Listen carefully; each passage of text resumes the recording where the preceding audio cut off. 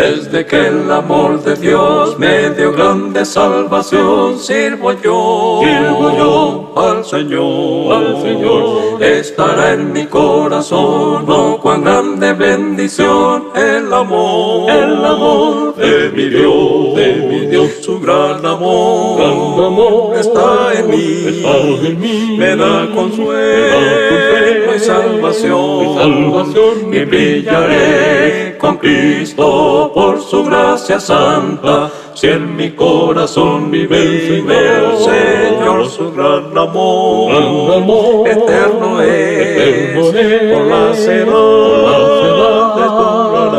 durará, y el gran amor de Cristo siempre será el mismo, hasta que venga otra vez. Desde que el Hijo de Dios rescató al pecador, he aquí vive. Un amor mayor no hay, Él es nuestro Redentor, Cristo es nuestro Rey, su gran amor está en mí, me da consuelo y salvación, y brillaré con Cristo por su gracia santa. Si en mi corazón vive el Señor, su gran amor eterno es, por las edades durará, y el gran amor de Cristo siempre será el mismo, hasta que venga otra vez. Él me dio la salvación y vive en mi corazón, es Jesús, mi Señor. Me ha pedido predicar por amor al pecador en la cruz, y su amor, su gran amor está en mí, me da consuelo y salvación, y brillaré con Cristo por su gracia santa. Si en mi corazón vive el Señor, su gran amor está en mí, me da consuelo y salvación, y brillaré con Cristo por su gracia santa. Si en mi corazón vive el Señor, su gran amor eterno es, por las edades durará, y el gran amor de Cristo siempre será el mismo, hasta que venga otra vez. La deseo de nuestro Padre es un faro en su brillar.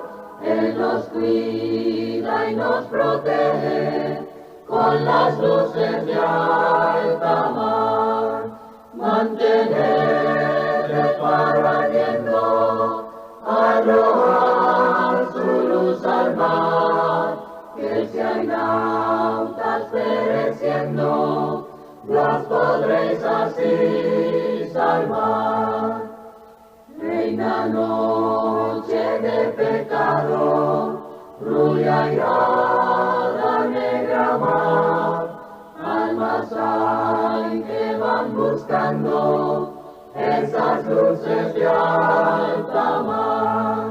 Mantener el faro ardiendo, arrojar su luz al mar, que si hay náutas pereciendo, los podréis así salvar. En tu lámpara encendida, en la tempestad habrá algún náufrago perdido, y tu luz le salvará. Mantener el faro ardiendo, arrojar su luz al mar, que si hay náutas pereciendo, los podréis así salvar.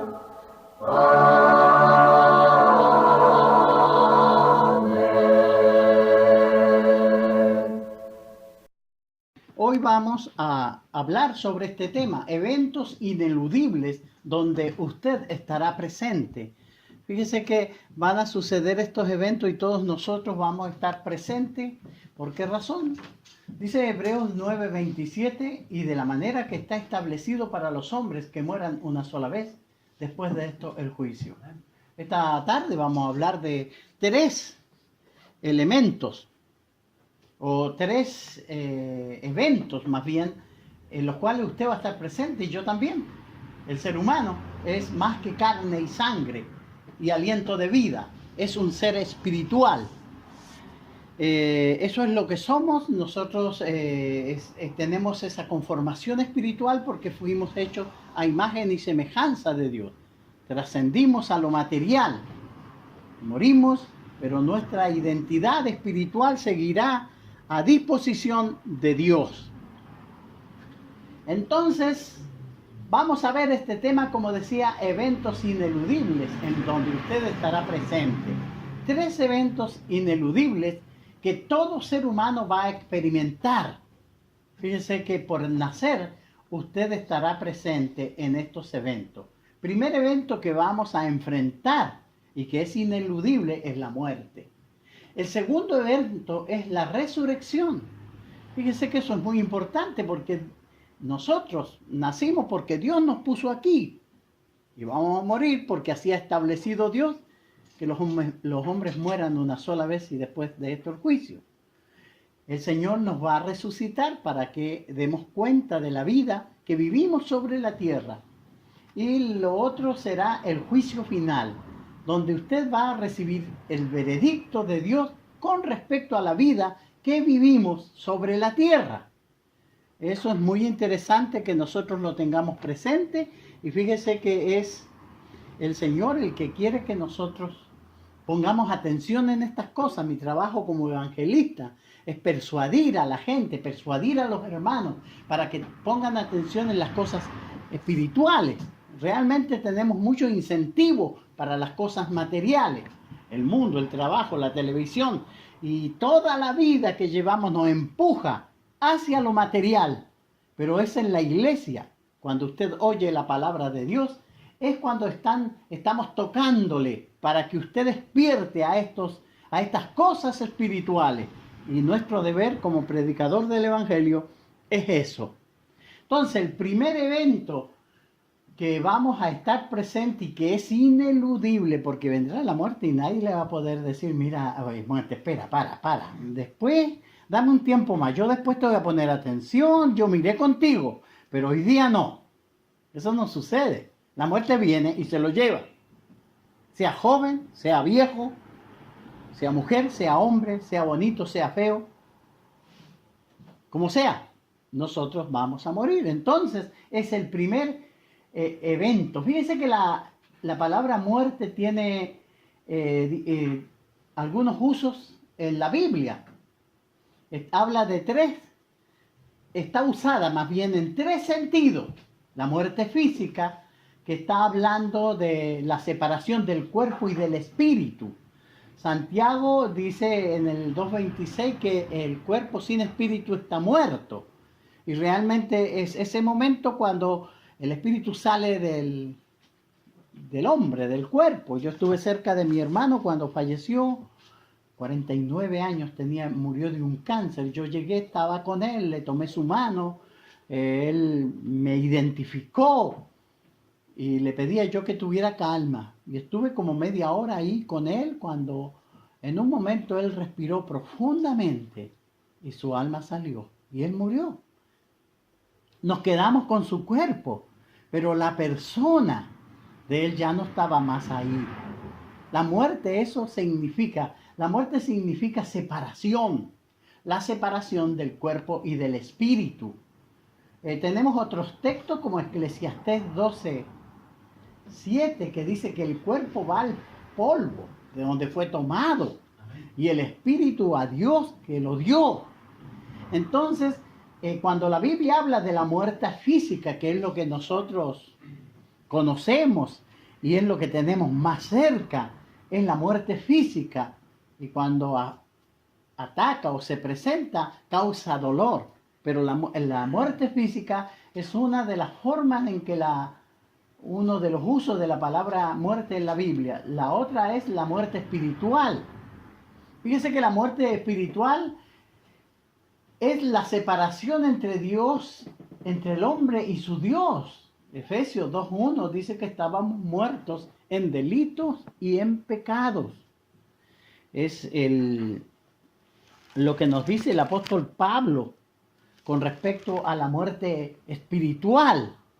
Todos nosotros somos creados a imagen de Dios, pero el pecado deterioró esa imagen de Dios en nosotros. Entonces, cuando aceptamos el pecado, nosotros nos morimos espiritualmente porque la comunión con Dios se rompe. Escribiéndole a los hermanos en Éfeso, el apóstol Pablo les dice: y Él os dio vida a vosotros cuando estabais muertos en vuestros delitos y pecados. En el versículo 5 dice: y aún estando nosotros muertos en pecados, nos dio vida juntamente con Cristo.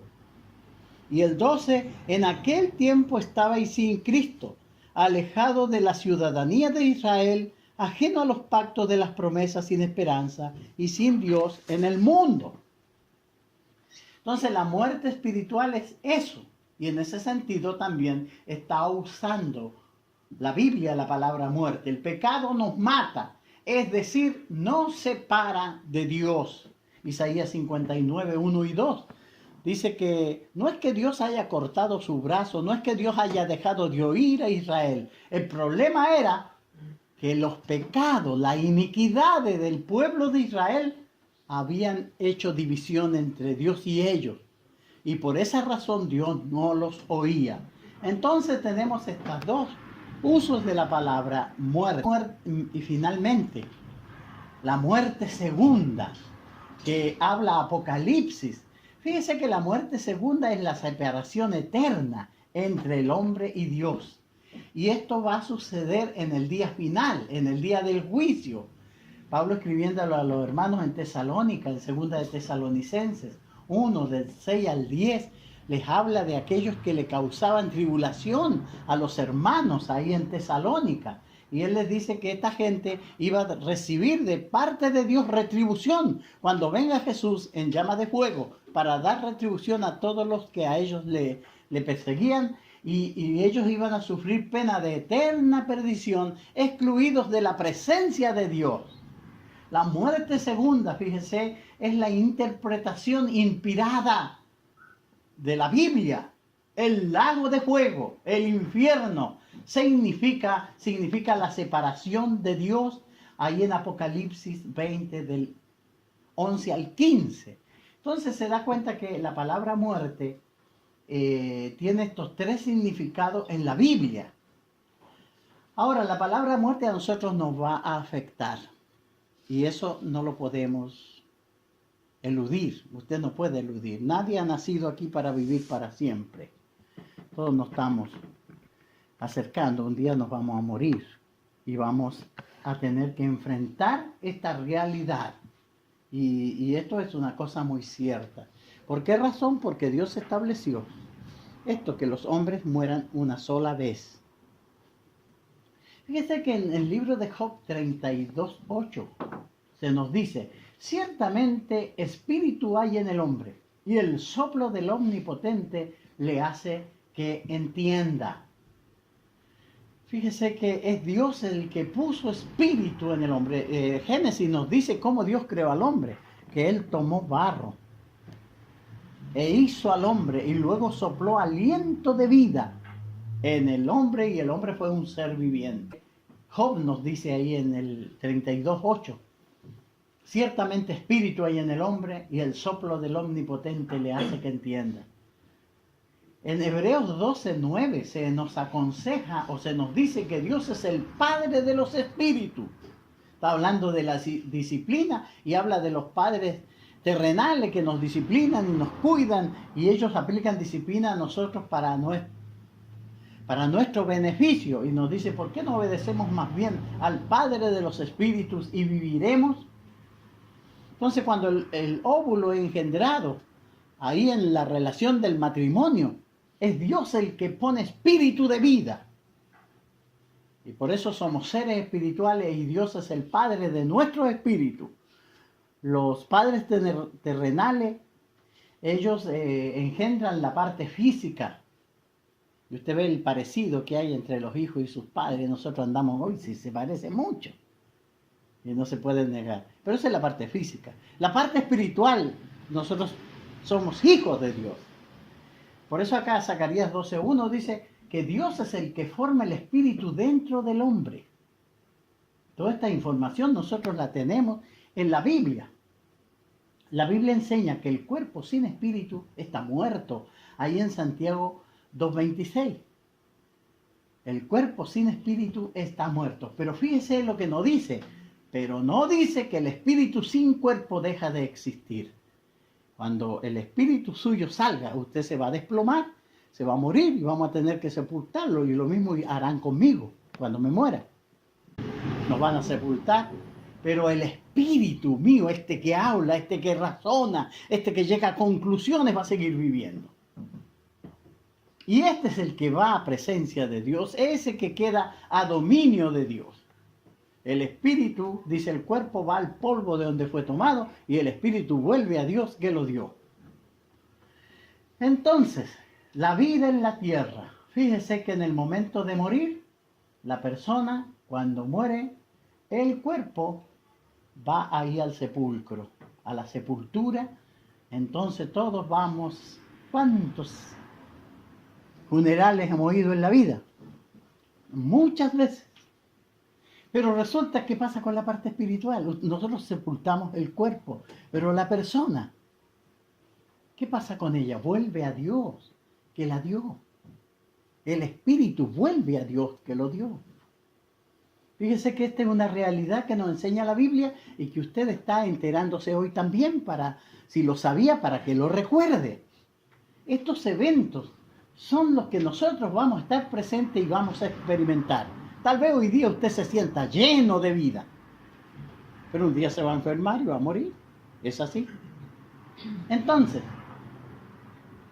¿qué sucede después de la muerte cuando nosotros sepultamos a nuestro familiar?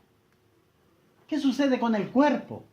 Encontramos en el libro de Eclesiastés que vuelve al polvo, como dice el 12:7, y el polvo vuelve a la tierra de donde fue tomado. Según el capítulo 1, ¿qué pasa con el cuerpo? Dice que no siente nada. Y es lo que dice acá en vanidad de vanidades, dijo el predicador, vanidad de vanidades, todo es vanidad. El versículo 3, ¿qué provecho tiene el hombre de todo su trabajo con que se afana debajo del sol? Versículo 9, ¿qué es lo que fue? Lo mismo que será. ¿Qué es lo que ha sido hecho? Lo mismo que se hará, y nada hay nuevo bajo el sol. Fíjese que es bien interesante todos estos textos que está hablando qué pasa con el cuerpo, porque aquí también está hablando el escritor inspirado de lo que sucede bajo del sol. Está hablando de lo que pasa a la vida terrenal del ser humano. Y claro, así como mueren los animales, también morimos nosotros. Y eso es igual. Los testigos de Jehová usan estos textos para decir que después de la muerte no hay nada, no pasa nada. Ellos ignoran el contexto para asegurar lo que ellos dicen. ¿Qué hay en los sepulcros? ¿Qué encontramos nosotros en los sepulcros? ¿Qué encontramos? ¿Cuerpos o espíritus? Cuerpos. Eso es lo que hay huesos. Eso es lo que hay. Fíjese que Jesús dijo ahí en el 5:28 del Evangelio de Juan, con respecto a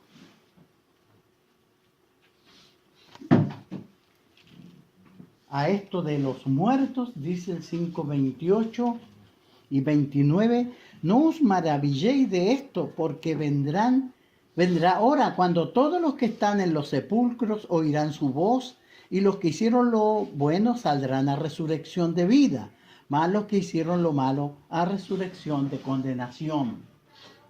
Entonces, cuando hablamos del cuerpo, y la Biblia es muy clara para hablarlo de lo que sucede a la materia, a la parte física, al cuerpo físico. El Señor va a resucitar cuando venga Jesucristo, va a sacar a los cuerpos, como hemos visto en otras lecciones que hemos dado, que va a ser con un cuerpo glorificado.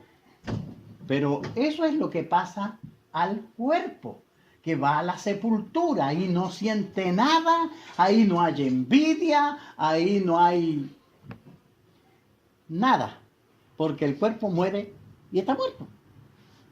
Eso pasa con el cuerpo. La Biblia dice que el cuerpo sin espíritu está muerto, y estos cuerpos están muertos. Entonces, ¿qué sucede al espíritu? Bueno, Eclesiastés nuevamente 12:7 dice que el espíritu vuelve a Dios, que lo dio. Entonces, es lo que pasa. Es en la parte espiritual, y ahí se nos explica que la parte espiritual va a este lugar que se llama el Hades. Entonces murió la persona. ¿Dónde va? El Hades, fíjese que significa lo invisible. Es la morada de los espíritus incorpóreos, buenos y malos, hasta el día final. Todos los espíritus de los hombres van a este lugar determinado por Dios. Entonces, por eso no van a salir nunca a asustar a la gente, que se le apareció la abuelita y que se le apareció no sé quién hablándole. No, ellos mueren y por Dios están puestos en este lugar. Eso enseña la Biblia. Jesús especificó ahí en Lucas capítulo 16, donde nos cuenta la historia del rico y de Lázaro. ¿Se acuerda de esa historia? Y ahí Jesús habla de lo que sucedió con dos hombres que murieron, el rico y el Lázaro. Para explicarle, Jesús explica ahí que lo que tanto amaban los fariseos y los escribas y los religiosos de su tiempo, que era el confort que da el dinero, el ser influyente. Ellos amaban mucho la vida del rico. Y Jesús por eso cuenta esta historia, para mostrarle que después de muerto no sirve para nada las cosas que tengamos en esta tierra. Y fíjese que ahí Jesús habla de que el rico despertó en el tormento. Dice Lucas 16, en el versículo 22 y 23. Aconteció que murió el mendigo y fue llevado por los ángeles al seno de Abraham. Y murió también el rico y fue sepultado. Y en el Hades alzó sus ojos estando en tormento y vio de lejos a Abraham y a Lázaro en su seno. Entonces aquí tenemos el relato de Jesús de dos personas que murieron. Una despertó en el paraíso, en el lugar que se llama el seno de Abraham, que es una expresión judía. Por eso se le llama el seno de Abraham en ese lugar. Es un lugar de consuelo para los espíritus de los justos.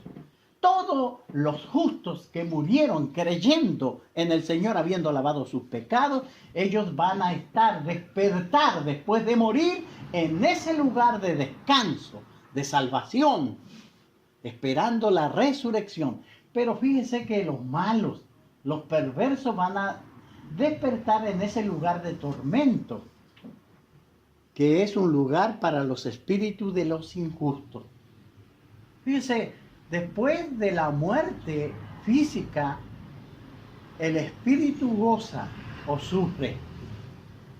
Lo importante de todo esto es que nosotros decidimos dónde va a ir nuestro espíritu con las decisiones que tomamos frente a la palabra de Dios que oímos, a las instrucciones de los siervos de Dios. ¿Qué está haciendo usted con su vida? Es una muy buena pregunta. Todos vamos a morir. Y cuando muramos vamos a ir a este lugar. Vamos a despertar en uno de estos lugares. Tal vez el cuerpo esté ahí en el sepulcro, no sienta nada, pero el espíritu estará muy consciente. Recuerde que el rico estaba esperando y quería él que resucitara a Lázaro y fuera a la casa de su padre, porque ahí tenía él 5 hermanos y él no quería que sus hermanos se perdieran y fueran a ese lugar. Y la conversación que tiene con el padre Abraham es esa. Padre Abraham le dijo a Moisés y a los profetas tienen, óiganlos. Y ellos lo que tenían de Moisés y los profetas eran los escritos. Entonces, la resurrección. Ya vimos que cuando la persona muere, su cuerpo está en la sepultura y su espíritu en el Hades. ¿Qué sucede? La resurrección, lo que sucederá en la venida de Cristo. Fíjese que esto va a pasar y también usted no se va a poder negar, porque ya entró en este camino, en esta pendiente sin regreso. Bueno, cuando nació entró en esa pendiente, creció, es responsable de sus actos y al morir no le podemos decir a la muerte que no nos lleve. Entonces después de morir vamos a resucitar y esto va a suceder cuando Cristo venga. En la venida de Cristo va a suceder la resurrección. El apóstol Pablo le escribía a los hermanos ahí en Primera de Tesalonicenses. Los hermanos estaban un tanto confundidos, pues se le habían muerto algunos familiares. Les dice: tampoco queremos, hermanos, que ignoréis acerca de los que duermen, para que no os entristezcáis como los otros que no tienen esperanza.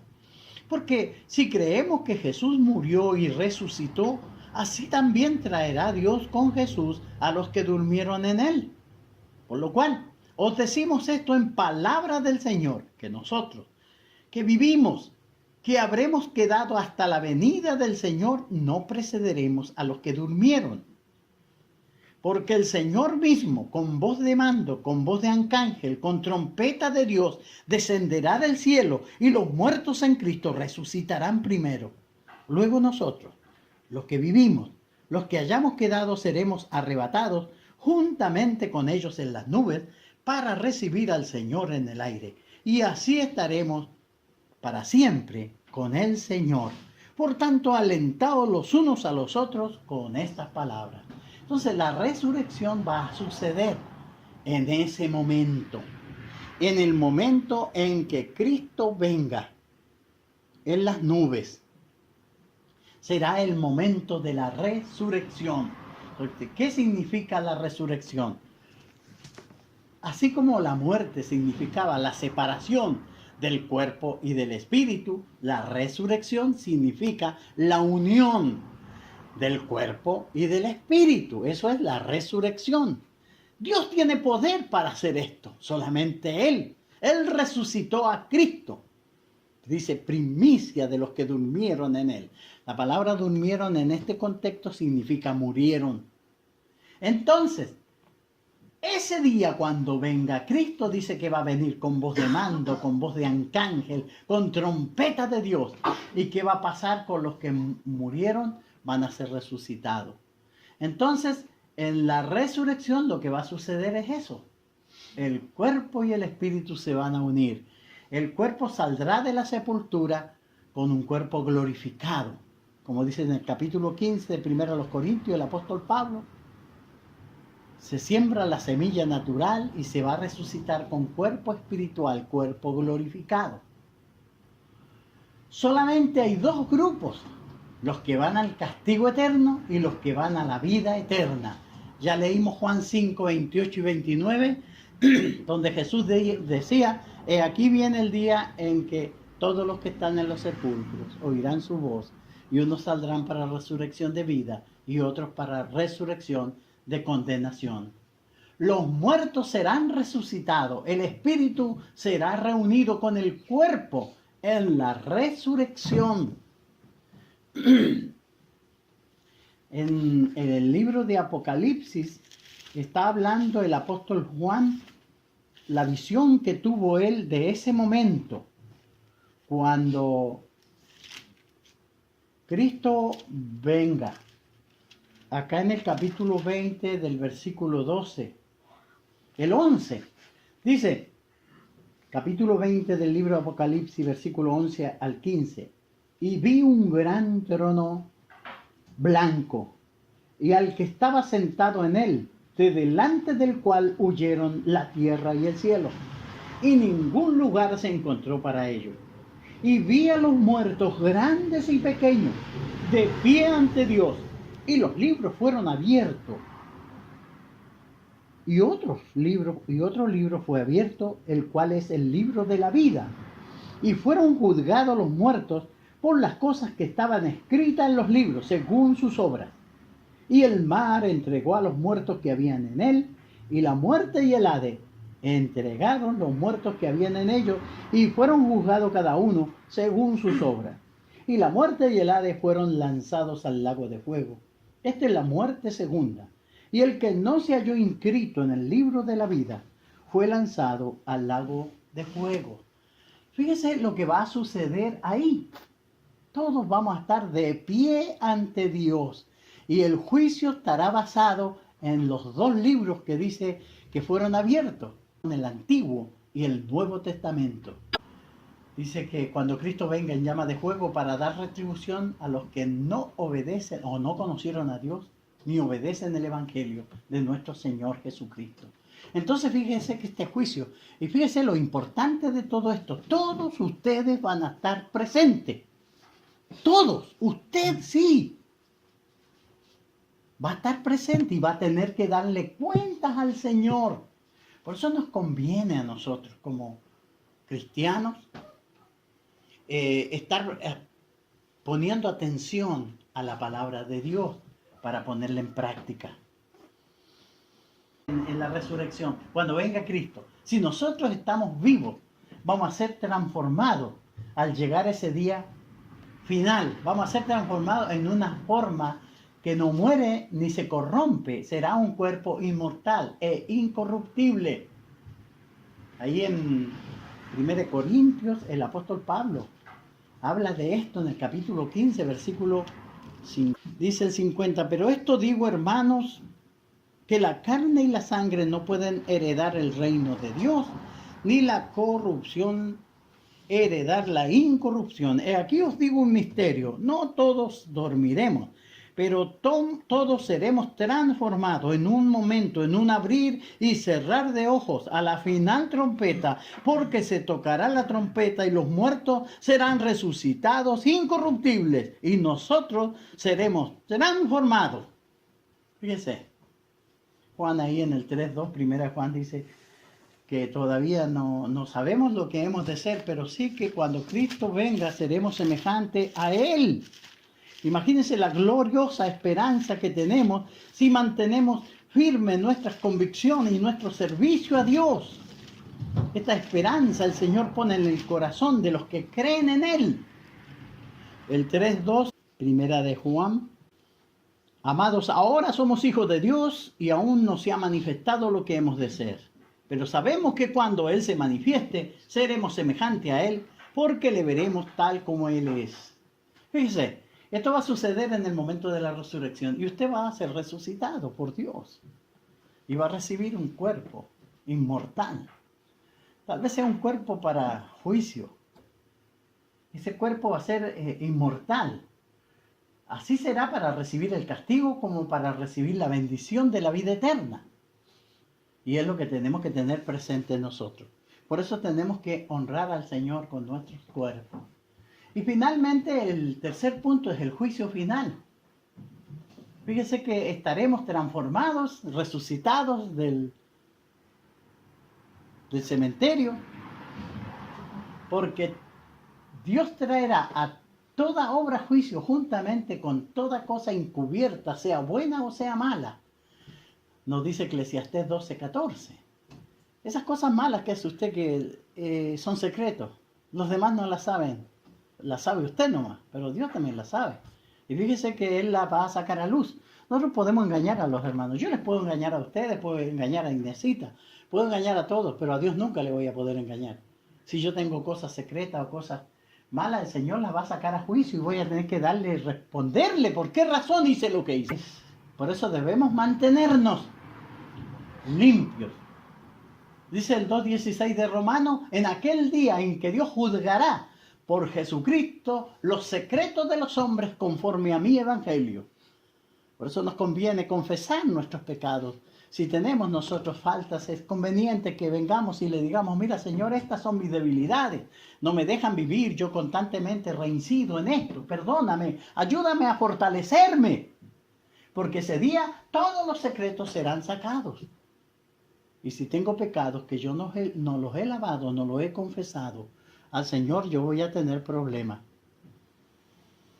El Romanos 14:12 dice: de manera que cada uno de nosotros dará a Dios cuenta de sí. Y será una cosa muy individual. No estará su esposo al lado, ni su esposa, ni su mamá, ni su papá, ni su hermano. Estará usted solo delante de Dios. Según de Corintios 5:10 dice: porque es necesario que todos nosotros comparezcamos ante el tribunal de Cristo, para que cada uno reciba según lo que haya hecho mientras estaba en el cuerpo, sea bueno o sea malo. Yo tendré que darle cuenta al Señor. Por eso es tan importante considerar, son 3 eventos en los cuales usted estará presente. Fíjese que la palabra de Dios será la base del juicio. Ahí en Juan 12:48, Jesús dice: el que me rechaza y no recibe mis palabras, tiene que le juzgue. La palabra que he hablado, ella le juzgará en el día postrero. Esa Biblia que usted anda trayendo, esa Biblia que lleva en la cartera, que está ahí en la cama, en la casa, en el velador, que está en todas partes, el libro que se abrirá aquel día. Y las preguntas estarán basadas en ese libro. La palabra que yo he hablado. ¿Qué relación tiene usted con la Biblia? ¿La ama sinceramente? Deberíamos nosotros tener un profundo respeto por el libro de Dios, porque es el guía en la cual vamos a ser juzgados. Y nuevamente Apocalipsis 20:12: y vi a los muertos, grandes y pequeños, de pie ante Dios, y los libros fueron abiertos, y otro libro fue abierto, el cual es el libro de la vida, y fueron juzgados los muertos por las cosas que estaban escritas en los libros según sus obras. El obedecer el Evangelio es algo que tenemos que hacer. El practicar el Evangelio, el perseverar en la doctrina de los apóstoles, es deber nuestro, suyo y mío. No debemos de apartarnos ni a diestras ni a siniestras. Entonces, las consecuencias de no obedecer el Evangelio de nuestro Señor Jesucristo. Ahí en 2 de Tesalonicenses 1:8, cuando se manifiesta el Señor Jesús desde el cielo con los ángeles de su poder en llama de fuego, para dar retribución a los que no conocieron a Dios ni obedecen el Evangelio de nuestro Señor Jesucristo, los cuales sufrirán pena de eterna perdición, excluidos de la presencia del Señor y de la gloria de su poder. Fíjense que este texto dice cosas muy importantes. Cuando Jesucristo venga en juicio sobre esta tierra, Él va a dar retribución, va a pagar a cada uno. Y fíjense que dice: a los que no conocieron a Dios. Romanos nos dice que Dios no se dejó sin testimonio, sino que desde la creación Él ha mostrado su poder, Él ha mostrado su gloria. Podemos observar la naturaleza, podemos observar el mundo, el universo. El salmista nos dice que los cielos cuentan la gloria de Dios. Él no se dejó sin testimonio. Por eso seremos juzgados por no conocer a Dios y, fíjese, ni obedecer al Evangelio de nuestro Señor Jesucristo. Los que así hacen van a sufrir una terrible pena de eterna perdición, lejos de Dios, excluidos de su presencia y de la gloria de su poder.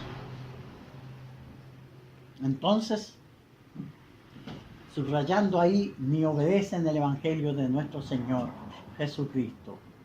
Entonces, ¿qué sucede al cuerpo y al espíritu resucitado después de la resurrección?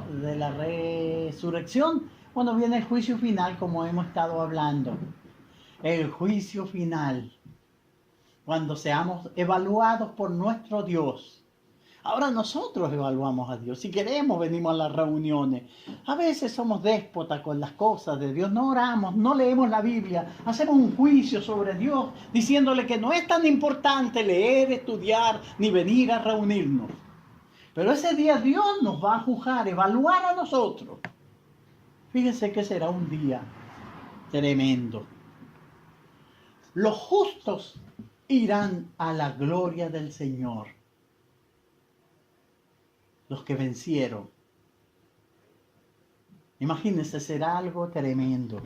Ahí en Apocalipsis, en el capítulo 3, en el versículo 5, hay una lectura que nosotros, por lo menos a mí, me estremece. Esta palabra que el Señor le dice a los de Sardis. El versículo 5 dice: el que venciere será vestido de vestiduras blancas, y no borraré su nombre del libro de la vida, y confesaré su nombre delante de mi Padre y de sus ángeles. Imagínense ese momento. Nuestro nombre estaba inscrito en el libro de Dios. Jesucristo le dirá: mira, Padre, Él es Manuel. Él es Jesús, él es Anthony, o ella es María. Él es Joaquín. ¿Qué te parece, Joaquín? Él es Rubén. Yo me imagino poniendo la mano en nuestro hombro, diciéndole: Padre, mira. Y el Padre nos dará la bienvenida. Confesaré delante de mi Padre y de sus ángeles su nombre. Imagínense esa entrada gloriosa. ¿Y qué pasará? Nosotros entraremos a la vida eterna. Por esa invitación del Padre, nos iremos a la vida eterna con el Señor. Pero ¿qué pasará con los que no han obedecido el Evangelio? Los injustos. Dios les dio vida, les dio inteligencia, pero se preocuparon solo de lo material. Los injustos. Dice en el capítulo 1 de Juan, dice 2:28, gracias. Ahí está. Ahora, hijos, permaneced en Él, para que cuando se manifieste tengamos confianza, para que en su venida no nos alejemos de Él avergonzado. Fíjense que esto será una cosa muy terrible. No obedecimos el Evangelio, no conocimos a Dios. Todo esto nos tomó por sorpresa. Todos pensábamos que en la muerte se acababa todo, pero no era así. La muerte era el primer paso de esta cadena infinita que marcará nuestro destino para siempre. Los injustos sufrirán pena de eterna perdición. La muerte segunda. Los injustos en el juicio final serán lanzados al lago de fuego. Será algo muy terrible. La Biblia está escrita para advertirnos a nosotros, a usted y a mí, de los planes que tiene Dios. Pero Dios no quiere que usted se pierda. Él le ama. La forma que tiene Dios es esta. Le plació a Dios salvar a los creyentes por la locura de la predicación. Primera de Corintios, capítulo 1, versículo 21. Esta sencilla fórmula es la que tiene Dios para llegar al corazón de los hombres, tocar sus conciencias, para que abran su alma, su corazón a Dios y se salven. Pero nosotros somos los que tenemos que responder. ¿Qué está haciendo usted con la vida que Dios le ha dado? Dios quiere que todos los hombres sean salvos y vengan al conocimiento de la verdad. Ese es el propósito de Dios, el deseo de Dios. Por eso Él nos ha dado la verdad, para que sea predicada. Jesús dijo: y conoceréis la verdad y la verdad os hará libre. Dios desea su salvación. Usted debe conocer la verdad que le hará salvo. Finalmente usted es quien elige dónde pasar la eternidad. Tal vez alguien aquí no crea en esto. Diga: no, yo no creo. No importa. Pero un día lo veremos. Un día usted dará cuenta a Dios aunque usted no lo crea. Piense, ¿quién es usted? Tiene vida porque Dios tiene misericordia y le da vida. El plan de salvación es muy sencillo. Usted necesita oír el Evangelio. Usted necesita creer en este Evangelio. Usted necesita arrepentirse de sus pecados. Usted necesita confesar a Jesucristo como el Hijo de Dios. Usted necesita ser bautizado para el perdón de sus pecados. Y después de esto usted necesita permanecer fiel hasta la muerte. Mi deseo es que el Señor le bendiga y le guarde, y estoy muy agradecido por su fina atención a esta enseñanza. Dios le bendiga. Después de que esta vida de llanto triste, de dolor y pena y obscuridad, después de que esta vida pase y termine, yo voy a la ciudad de Dios. Voy a la ciudad de paz y luz, la ciudad donde Jesús me prepara un lugar. Yo voy a la ciudad de Dios. Después de que este mundo de arduo trabajo, de tinieblas y deshonestidad, después de que este mundo pase y se acabe, yo voy a la ciudad de Dios. Voy a la ciudad de paz y luz, la ciudad donde Jesús me prepara un lugar. Yo voy a la ciudad de Dios. Después de que este cuerpo lleno de males, de lágrimas y de enfermedad, después de que este cuerpo vaya a la tumba, yo voy a la ciudad de Dios. Voy a la ciudad de paz y luz, la ciudad donde Jesús me prepara un lugar. Yo voy a la ciudad de Dios. Voy a la ciudad de mi Dios, la ciudad donde Jesús me prepara un lugar. Yo voy a la ciudad